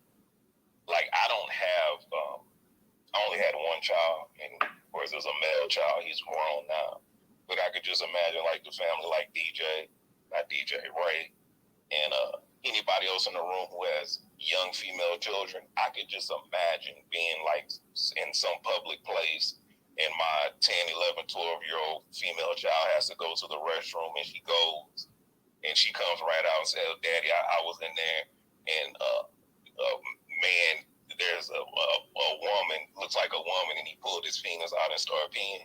Dude, I promise before God, I'm gonna beat your ass unconscious, and I don't care who sees. And like God rest her soul, my grandmother used to say, "And when I'm whipping your ass, you better smile while I'm doing it." That's just how strongly I feel about, like we said, where does the line come in when we start to violate our Black children? Where do you draw the line? Somebody has to stand up and draw the line with that, and I'll land my plane there. All right. Black Pressure, appreciate you. Let me go ahead and get to Christina, and let me go ahead. I'm going to get to Alexander after that. Christina, how you doing tonight? Good, thank you. How are you guys? Happy Sunday. Happy Sunday. I was going to say, yes, I was going to say about the music. I was going to say, yeah, I'm such an advocate for music. I love our music, and you just don't come for the music. And when I read that article, I was just thinking, privilege is a motherfucker. Especially privilege don't care about what sexuality you are. You know what I'm saying? And just our Black American art, music, film has not just an entertainment value, but there's historical value to it as well. So a Black woman singing and having pride about being a Black woman during that time, you know what I'm saying? Only we would be able to understand and appreciate it, and not just know that there's entertainment value behind Aretha Franklin. You know what I'm saying? So in that aspect, I feel that anybody, and when it comes to any type of art, you know what I'm saying?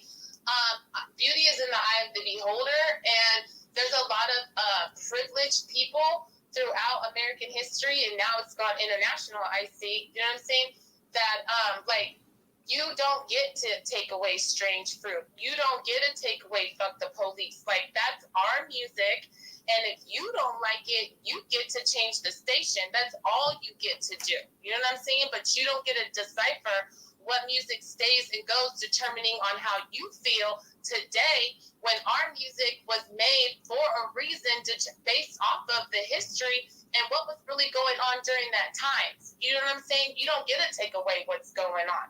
You know what I'm saying? Like, so that's how I feel about the music. It's all just another, like, privileged case study, you know what I'm saying, about how they really trying to feel some type of way about our music, and I don't give a damn how they feel. You know what I'm saying? They just turn the station. And on that note, when it comes to children, you know what I'm saying, because I have 2 girls, and I'm very protective, overprotective, and to me, it's not about the gays and the transgenders, you know what I'm saying? Because I wasn't attacked by a gay or a transgender ever, you know what I'm saying? So, and then when you look at the heinous things that women do to children, you know what I'm saying? I'm like, I'm everybody's suspect. You know what I'm saying? That you gotta protect your children from everybody. You know what I'm saying?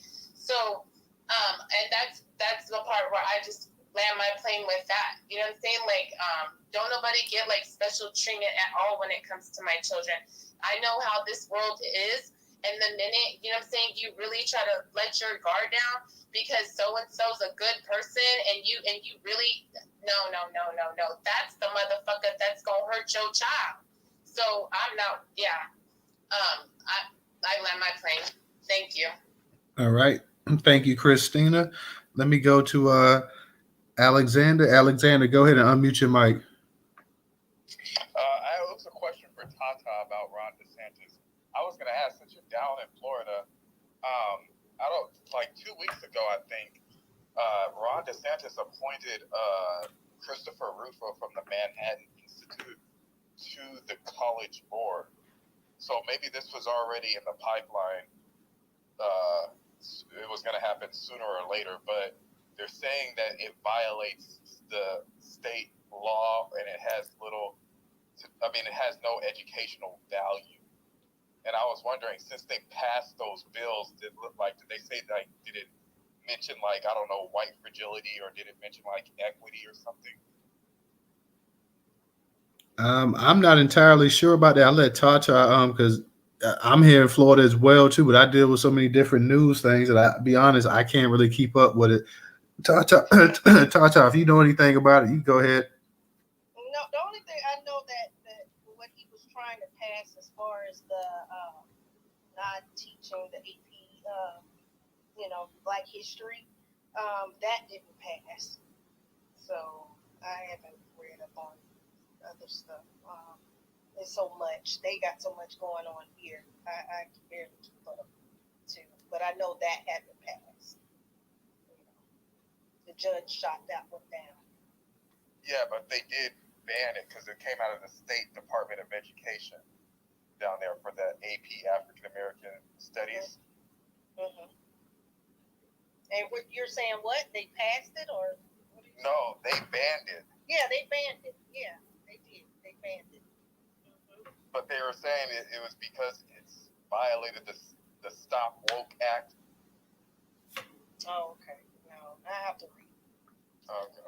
But Alexander, what's your opinion on DeSantis? Do you what's your opinion about the actual what he's trying to do with the actual African American studies? I think it's like a nationwide effort to like rewrite our history, because they're not really doing this with anybody else, and it's only us that get mentioned in the critical race theory culture war. So I think that's what this is at. I think this is also him trying to steal Trump's base, because there's some podcasts in Florida that I listen to that say that he wants to run next year for president.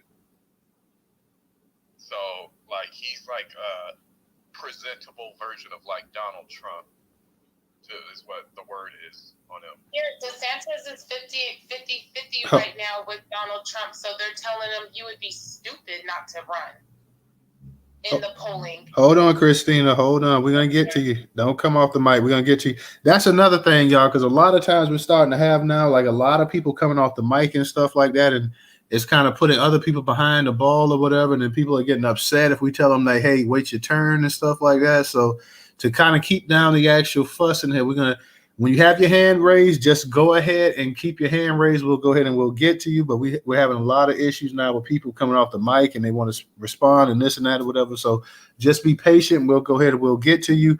To get to your point, Alexander, he's trying to basically out Trump. He's trying to, like you said, he's trying to be a smoother, nicer, cleaner version of it. Not say completely the dumb stuff that Trump said. Trump was so dumb with some of the things he said. He really cost himself an election. There are a lot of Republicans. I think the Republican base is not quite split, but I think it's splintered to the point that you have a lot of people that like to go ahead and see Trump go ahead and sit down and let a younger man whose mouth is not as, and DeSantis is an idiot, by the way, is too now, but his mouth is not as bad as Trump is. So they would like to go ahead and see him go ahead and actually take the lead, let Trump, they feel like Donald Trump is pretty much taking the party as far as he could. The whole Capitol riot thing and stuff like that was a bad look. Denying and constantly saying that the election was stolen. That's another thing they know. And even if they feel the election was stolen, they know a lot of people in America don't want to hear that. So they want to go ahead and get DeSantis up there as much as possible. He's a much younger man. He's somebody Trump at most can only run. If he did win, he'd only have one term left. With somebody like DeSantis, you're talking about somebody who would have 2 terms. So they're looking at trying to get DeSantis. I think the party's really starting to get splintered. For the fact, too, also that a lot of Trump's candidates did not pull off the wins that they needed to in the midterms as well, too. So I think you have a lot of people in the Republican Party would like to go ahead and see DeSantis overtake Trump. And also, let's not forget, Trump's last political cycle, he got defeated by Joe Biden. So they definitely want to go ahead and put somebody out that they feel like could beat Joe Biden, an old, feeble person who right now, probably ain't in the greatest of health either. So, I really don't think that a lot of, you do have the strong diehard MAGAs who are going to ride with Trump no matter what. But then I think you do have a lot of them also looking like, hey, let's go ahead with the safer bet. Let's go ahead and get somebody that, that we can maybe control a little bit easier too. Like DeSantis, I think could be, controlled a lot more than Trump. Trump is so used to having his way from the private sector to when he became president that he wants to completely do it his way and disregard a lot of different things that the party has set up as well too. So I definitely think that's one reason he's trying to appeal to the fanatic base as well too. He's throwing all this stuff out to see what can stick to the wall. He's saying that, hey, I got your back. I all this liberal nonsense they trying to indoctrinate our kids. When, like Tata said, some of the things he talked about, don't say gay and stuff, and taking some of the actual taking some of these migrants and actually send them, even though that was a political game, because like Tata said, if he was really serious, you went ahead and send them back to their country. But instead, you started sending them up to Washington, D.C. and New York and Martha's Vineyard and all these other places and stuff like that. So if you're really, really, really that serious, you're like, look, y'all ain't coming here, and we're going to send y'all back like the Coast Guard or whoever got you. We're going to go ahead and give them back to y'all, and we're going to put you back out on your little boat and send you back home. Or even we got to use taxpayers' dollars to send you back. That's what we're going to do. But, that's still for political theater as well, too. So just in my personal opinion, I think that's going to be a real close election between DeSantis and Trump. I believe that DeSantis will take Florida, which is a key state, and it'll be interesting to see how things shape up between them. But I expect also Trump to go in. Trump has thrown jabs as well at DeSantis and stuff like that. He wants to go ahead. Yeah, he already announced that he wants to run, and DeSantis hasn't. And I'm wondering if Trump did lose, do you think he would gracefully accept the loss? No, what about Trump have we seen in the past 20 years show that Trump is graceful? Trump is an egotistical fool. Like Trump, everything is about Donald Trump. No, Trump, even if he lost fair and square, he's going to still say it was something else behind it. Trump is not going to take a loss like that, especially DeSantis. He's trying to sun DeSantis right now. And DeSantis hasn't come out when they asked him in Florida, like, hey, Ron, are you gonna run for president? Are you gonna be governor again like that? He's been none and whatnot. So my personal opinion that, hey, he definitely wants to run. Now I know it'll probably be a dream scenario for a lot of Republicans. Like, hey, let's get Trump in again as president. Let DeSantis be his vice president, and that way we can set it up where DeSantis could come right after him and follow up and this and that or whatever. But at the same time, Trump is a wild card. Trump is he's somebody that can't really be controlled. If you're DeSantis, do you want to be on the same ticket with him? You see the kind of disputes that him and Mike Pence had together. You see how he basically said Mike Pence is worthless and has no heart and stuff like that. So if you Ron DeSantis, do you actually want to run on the same ticket as Donald Trump? When if you go against anything he says, he will throw you out there. He will put you out there. He will throw you to the wolves. So I don't really think so. I think that you might have a head-to-head. I think Ron DeSantis just doesn't want to come out and say it. But in my personal opinion, I believe that Ron DeSantis is definitely going to run for president. Love my folks over there on YouTube said, Newstoter, would you prefer Biden over Trump? I wouldn't prefer either one of them, to be honest. That I think when they did. People don't want them to run. That's the thing, Newstoter. Most people don't want them to run. I saw a poll that said 58% of Americans do not want Donald Trump or Joe Biden to run. Agree. But at the same time, the Democrats, they're not going to put anybody up to the challenge of sitting president. So the Democrats, they got their hands tied behind. They can't do anything. And the Republicans are just wishing that Donald Trump would go away. They want him to go away, but Trump, he just won't go away. So at the same time, both parties are fed up with both of them. The Democrats feel that Biden is too old and that Biden, it's time for him to step down. But you can't get a candidate if you're really serious. If you're a Democrat, you don't want to put another candidate to go up there and run against a sitting president, because that's bad presidents. I don't think you've had that since you had Jimmy Carter and you had Ted Kennedy back in the 80s or whatever. So you don't want to have a sitting president, having to go against somebody in his own party challenging him. And at the same time, the Republicans are wishing that Donald Trump, they part of them feel like he's just a cancer or whatever, that he needs to go ahead and sit down and step down as well too. So both parties kind of got their hands tied. And I believe a lot of Republicans are hoping that's why they backing Ron DeSantis, and a lot of this stuff that he's saying, the CRT and the woke and this and that or whatever, that's dog whistles to go ahead and motivate the base right up. Get your moderate racists or whatever to go ahead and get them, and also your fringe members as well, to let you know, like, hey, I'm just like Trump too. I'm just smarter than him. I'm just as big a redneck as Trump, y'all. But I'll do it a different way or whatever. I'll do it a way where we just won't totally piss people off. So that's where I think we at right now.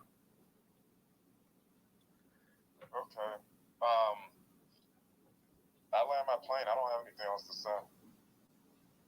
Yeah, and that just, Alexander, that's just my personal opinion, but I do truly believe that Ron DeSantis is a dangerous candidate. I don't like him, but I believe Ron DeSantis, Florida. I believe that too, but unless this classified documents is the nail in the coffin for Joe Biden, they ain't gonna try to primary him. Yeah, the classified documents is crazy, but you got the Republicans are the same way they're going after Trump. They're going to go after Biden that same way, to go ahead and say, hey, we'll put our pieces down. If you put your pieces down, let's go ahead and just do this thing man to man. So that's going to be interesting to see. That's what Merrick Garland probably wants the most. Oh yeah, there's no doubt. Let me go ahead and kick it back to Professor, and then Christina. Professor, go ahead and unmute your mic. Yeah, thank you again, Newstoter, man. And once again, like I said, it's a great space, dude. Great topics. I'm just sitting back enjoying what everybody have to say about all of them. I will say on this, y'all, with DeSantis, he's basically doing this because I think he's going to definitely make a run for the 2024 election. No doubt about it. So he know why he's getting out here saying the stuff that he's saying. He's trying to build up the rednecks. He's trying to build up these white people who already don't want to see Black America get reparations. That's what this is all about, of course. Now, with that being said, it's going to be a battle between him and Trump, because I think Trump has already made some comments about DeSantis. So he's kind of already sounding the alarm that he's going to battle DeSantis no matter what. He's going to find ways to continue to attack him. That's what Donald Trump does. Donald Trump is going to attack DeSantis. I don't know if DeSantis has come back with any attacks against Trump, but Trump is going to attack him. And there's enough of these white people out here that still love Trump to death. Okay, they'll follow him no matter what. I'm just going to be honest with you guys. With the Democrats, they are in trouble. And I hope they do lose. With this guy, Biden, he's just not he's not the one they need. And I think the Democratic Party knows this. They're not going to win with this guy. And to be honest with you, Biden needs to sit down somewhere. He is one of the worst of all times, worst presidents of all time, as far as I am concerned when it comes to Black America. And it's amazing how he keeps getting up there talking about what he's done for us. Now, I'm trying to sit back and understand what is Biden talking about when he say what he's done for Black America. I'm trying to see what is he talking about because I just don't see it. 1954 crime bill. That's about it. And he's locked up a lot of us. That's for sure. And that's what he's done for us. He took some of the bad guys off the street. That's what he gonna say. You know, them old dope boys and stick up kids. I say Black America like that. You know what I mean? Yeah, that's it. That's what he'll say he's done. And see, Clinton, of course, played a part in that. See, that's how come that got passed. By the way, President Clinton turned on the very people that got him in office. See, this is what these folks do. And so see, Joe Biden is not the answer to what Black America needs. He hasn't done shit for us. We can't get him to talk about reparations. We can't get him to talk about doing some type of hate crime bill in reference to us. You can't get this guy to do anything to give us protections in a country that our ancestors built. So what has he done? See, he's not going to do anything to speak on our issues that we've been trying to bring to him. So therefore, I hope he don't run, or they find some kind of way to remove him so he can't run. But the guy is, how old is he? I think he's 80. He's 80 now, 81. I just don't think he's going to be able to make it anyway, to be honest with you. Old Joe Crow, racist, no good ass, I think he's going to end up sitting down anyway. That's right. And I just believe from a higher power that's going to take him out of the picture. Okay? Because he has done nothing to help the very people that's been there for him and for the Democratic Party. See, this is where Black America has got to say no more voting for these folks because we have been keeping these folks in their positions for too long and they haven't done shit for us. We don't have anybody speaking on our behalf. We have nobody trying to put in protections. We have nobody talking about reparations. I think this Sheila Jackson Lee, I think, is trying to bring it up now, but see what she did? She's bringing up this issue now when the Republicans have taken over the House. See, what kind of shit is that? How come you didn't bring up reparations when you had control of both houses? See, now you bring it up with the Republicans taking over the House, and see, you already know the Republicans already said they are against reparations, right? So, Sheila Jackson Lee, what are you doing? See, we don't have anybody on this Congressional Black Caucus doing anything to help us with our needs. And the idiot that we helped to put in there, this Joe Crow, is definitely not trying to do anything for us. But he made sure he came to that church for Martin Luther King Day, Ebenezer Baptist Church, up there cooning, Reverend Warnock cooning with Joe Biden. And Joe Biden, if you just looked at him, man, I swear I wish I could have went up there and just knocked the hell out of this motherfucker, excuse my French, because he ain't doing shit for our people. Reverend Warnock standing up there, clapping hands with Joe Biden, and Reverend Warnock is supposed to be representing our people, right? He's supposed to be doing something to help our people, and he's not doing a damn thing. Just like all the other black leaders that we supposedly have, they're just letting shit go on by and the people are continuing to suffer. I look at all these videos of everything that's going on with our people. You look at the Jackson, Mississippi situation. You're looking at the constant videos of people being beat by cops and shot by cops. I'm looking at the rancher, our brother out there in Colorado, who's being terrorized.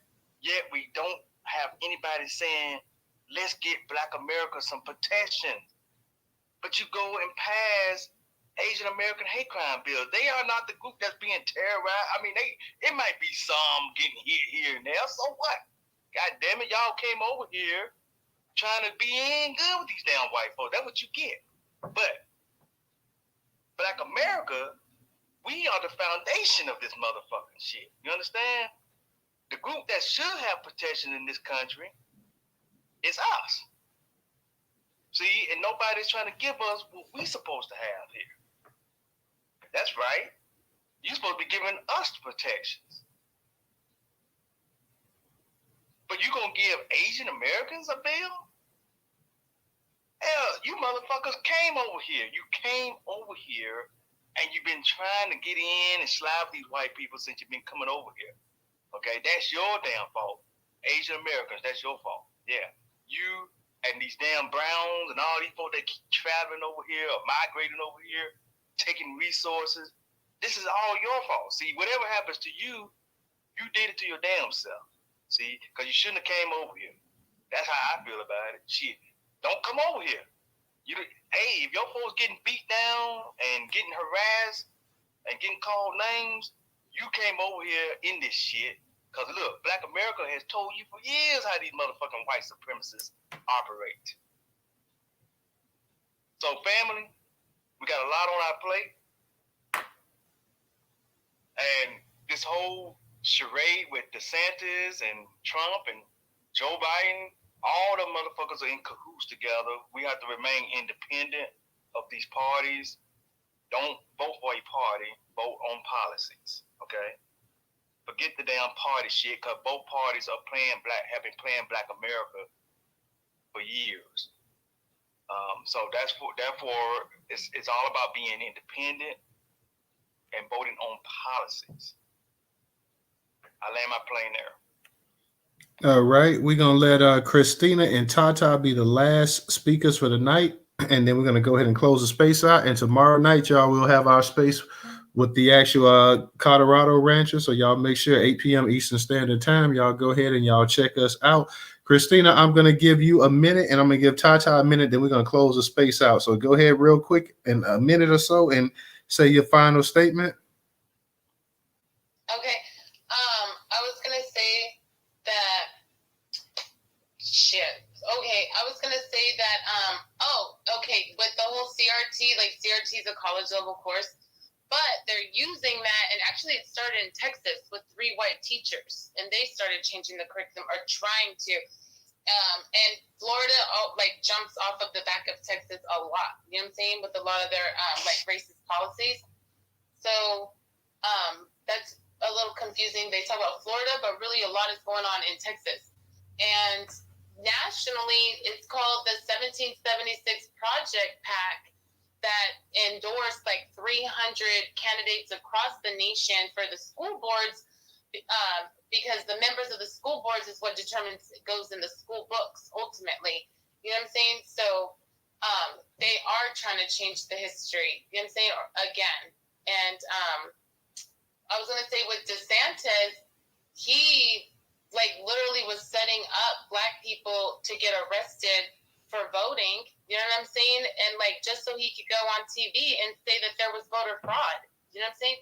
So why would we ever trust anybody who literally was setting up our community to make himself look good and put them back in jail? You know what I mean? That's not right. So I'm not for DeSantis at all. And Trump is about business and about himself. DeSantis is back in politics with Biden. So the Republican Party is trying to take away 30% of the country supports Trump. 54% are ready for violence, the Republican Party. So there's those straight and narrow Republicans that are trying to stay away from that. But Trump is threatening not just Ron DeSantis, Trump is threatening to take the 30% and create a new Republican Party, or a third party, I should say, which the Republican Party is really trying to shut down Trump on that because it weakens them in the vote. Real quick, Christina, 30 seconds, land the plane. Thank you. That the Black community, if we really do like galvanize and unite our power of our vote, if Trump does make a third party, that means that our vote has even more strength because it could sway each 1, 2, or 3 parties. Thank you.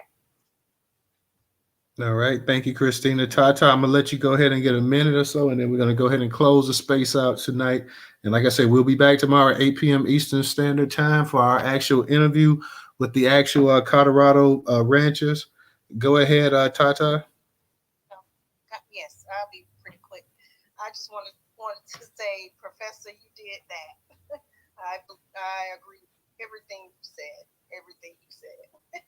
And what Black Native also said. Mayor Giuliani, yes, him and DeSantis remind me. I get that same vibe from DeSantis. That Giuliani just nasty, but Giuliani was so he was just a nasty man. Which DeSantis, we got to keep our eye on him because he's very tactful, very slick, So I'm gonna keep my eyes out on him. And I'm independent now, and I'm changing my mom's status, all the people in my family, and I'm the voice in the family to keep them updated so they can talk with some sense when they hear people spewing this nonsense. So I'm the one that keep my family, on point with with this information. And as far as Tony Dungy, I want to speak. We love him, and my brother, he very big fan of the Buccaneers when Tony was here.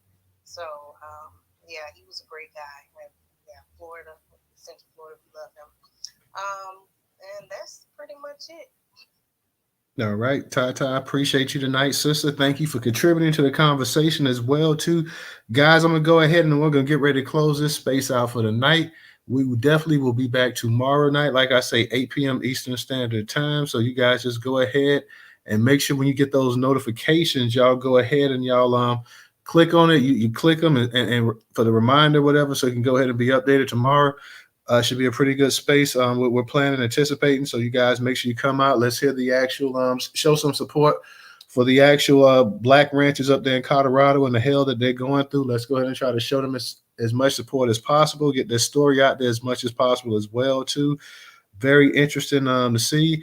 Also, Wednesday night, like I say, we will have the actual space with Gabe Piedmont as well, too. So we know about all the drama that's been going on Twitter with Gabe and a lot of our people, whether they support him, don't support him, or whatever. We're going to go ahead and do a Q&A with him. So y'all make sure y'all come through on that Wednesday night as well for that space as well, too.